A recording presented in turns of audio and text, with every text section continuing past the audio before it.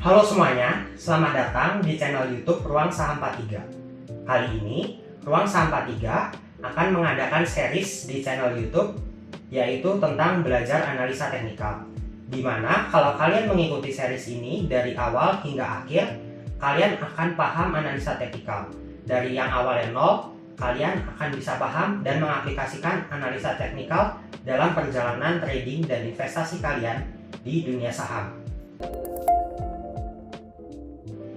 Di video pertama ini adalah pengenalan analisa teknikal, di mana saya akan menjelaskan mitos dan fakta tentang analisa teknikal. Jadi video ini cocok untuk kalian yang sudah belajar analisa teknikal tapi merasa masih gagal untuk cuan di saham. Ataupun video ini juga cocok untuk kalian yang baru mau belajar analisa teknikal dan berpikir apakah analisa teknikal itu hanya semudah menarik-narik garis. Yang pertama-tama, saya akan menjelaskan apa itu analisa teknikal. Setelah mencari dari berbagai macam sumber, saya dapat menyimpulkan bahwa ada banyak definisi dari analisa teknikal. Tapi intinya sama. Analisa teknikal adalah analisa di mana kita memprediksi pergerakan harga saham di masa depan menggunakan historical di masa lalu. Yang ditekankan di sini adalah historical masa lalu. Jadi kita menggunakan data di masa lalu, data yang sudah terjadi, lalu kita analisa dan kita pakai untuk memprediksi pergerakan harga saham di masa depan. Di sini saya akan memberikan contoh tentang historical data dan juga cycle. Yang pertama-tama tentang historical data. Di sebelah saya ini ada saham Bank BRI. Di saham Bank BRI ini saya membukanya menggunakan chart mingguan. Di sini kita bisa melihat pada tahun 2019 dan pada tahun 2020 ketika saham BRI menyentuh angka 4.500, dia terjadi pembalikan arah. Begitu juga pada tahun 2021 ketika dia menyentuh angka 4.500 sampai 4.700, dia terjadi pembalikan arah. Dan yang paling baru, di tahun 2022, ketika dia menyentuh range harga tersebut, dia terjadi pembalikan arah.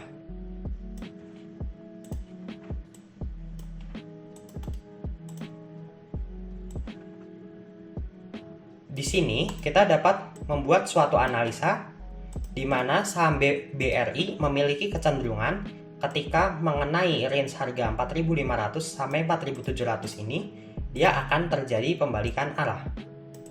Di sini ada yang namanya probabilitas, di mana tidak akan 100% benar, tetapi semakin baik analisa teknikal yang kita lakukan, maka probabilitasnya akan semakin tinggi.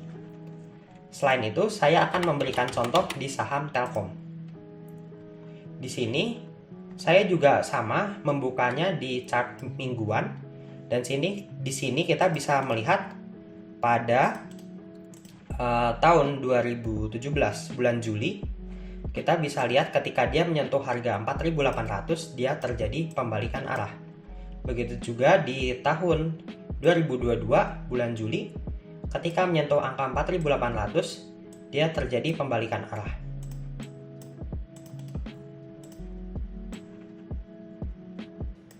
Di sini kita bisa mengambil suatu kesimpulan di mana saham Telkom memiliki kecenderungan untuk berbalik arah ketika sudah mengenai angka 4.800 ini. Itu contoh untuk historical. Selain itu, saya akan memberikan contoh tentang cycle. Di sini saya membuka suatu website yang membuat analisa stock market crash di S&P 500 Index. Indeks S&P 500 ini adalah indeks di mana dia berisi saham-saham yang ada di US sana. Di sini kita bisa lihat pada tahun 57 dia terjadi penurunan di indeks ini 21,63%. Berikutnya di tahun 62 dia terjadi penurunan sebanyak 27%. Lalu berikutnya di tahun 66 dia terjadi crash lagi sebanyak 22,18%. Di sini kita bisa melihat suatu cycle atau suatu siklus dia setiap 4 tahun atau 5 tahun akan terjadi crash di S&P 500 Index ini. Kita lihat dari tahun 57 ke tahun 62, itu jaraknya adalah 5 tahun, 62 ke 66 itu jaraknya 4 tahun, 66 ke 70 itu jaraknya 4 tahun, dan begitu seterusnya. Oke, berikutnya kita akan belajar tentang tipe-tipe analisa teknikal. Jadi analisa teknikal ini ada yang klasik, yang kuno, dan juga ada yang modern.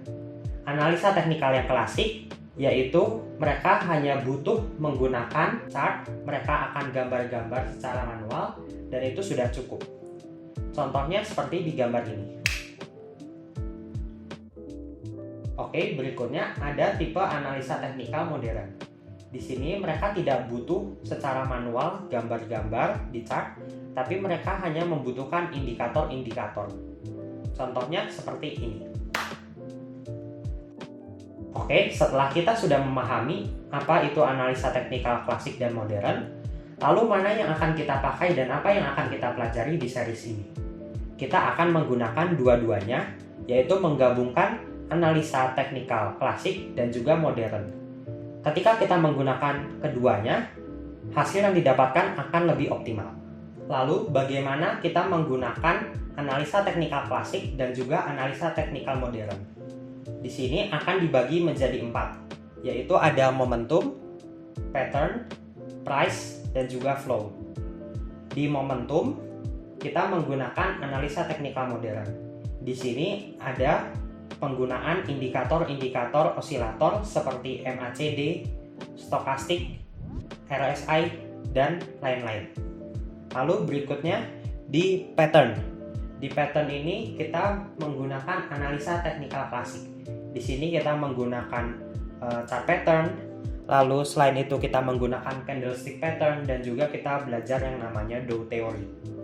Lalu berikutnya kita belajar mengenai price. Price ini kita belajar menggunakan tools yang dinamakan Fibonacci. Ada Fibonacci retracement dan juga ada Fibonacci extension. Dan yang terakhir kita mempelajari tentang flow. Di sini kita mempelajari pergerakan big money yang ada di market saham. Kita melihat adanya akumulasi dan juga distribusi. Kita harus menggabungkan keempat ini dalam penggunaan analisa teknikal. Kita tidak bisa hanya menggunakan salah satu atau kita hanya menggunakan dua, karena hal tersebut akan membuat kita gagal dalam menggunakan analisa teknikal. Berikutnya, saya akan memberikan contoh penggunaan analisa teknikal. Saya akan menggunakan saham Adro atau Adaro Energi, dan saya akan mencontohkannya secara langsung menggunakan komputer yang ada di sebelah saya. Di sini saya sudah membuka saham Adaro Energi. Pertama-tama saya akan potong menggunakan fitur replay. Saya akan mundurkan ke sini. Sebelumnya kita sudah belajar aspek momentum. Pada aspek momentum ini kita menggunakan osilator indikator. Pada kali ini saya akan menggunakan MACD. Di sini kita bisa lihat pada chart sudah tidak turun, tidak membentuk new low, dan kita bisa lihat bahwa MACD melandai. Dan dia akan menuju crossing seperti ini. Setelah itu kita juga sudah belajar aspek pattern. Di sini kita bisa lihat bahwa ada pattern double bottom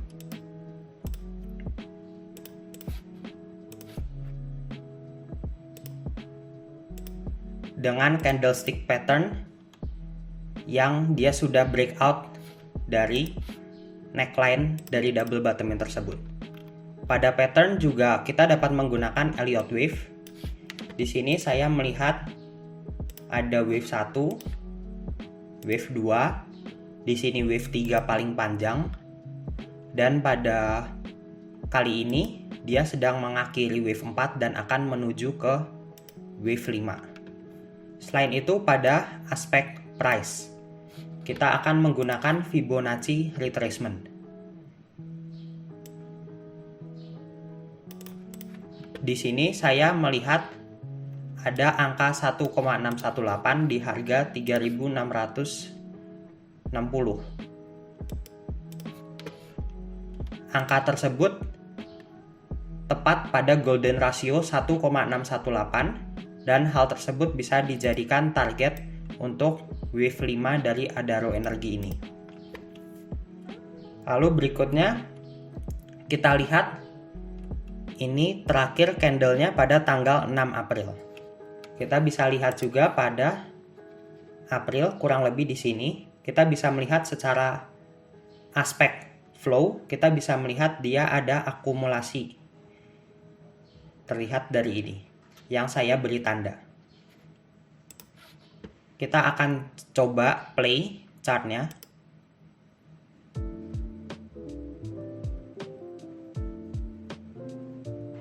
Dan sesuai dengan analisa yang sudah dilakukan, saham Adaro Energi ini mengakhiri wave 5-nya di 3.660 dan setelah itu terjadi koreksi. Itu adalah contoh penggunaan analisa teknikal. Pada penggunaan analisa teknikal kita harus menggunakan keempat aspek agar analisa yang kita lakukan memiliki probabilitas keberhasilan yang tinggi. Mungkin dari apa yang saya contohkan pada kali ini ada banyak istilah-istilah yang belum dipahami. Tapi tenang saja karena di video-video berikutnya saya akan breakdown dan menjelaskan satu persatu tentang metode yang saya gunakan pada video pengenalan analisa teknikal ini.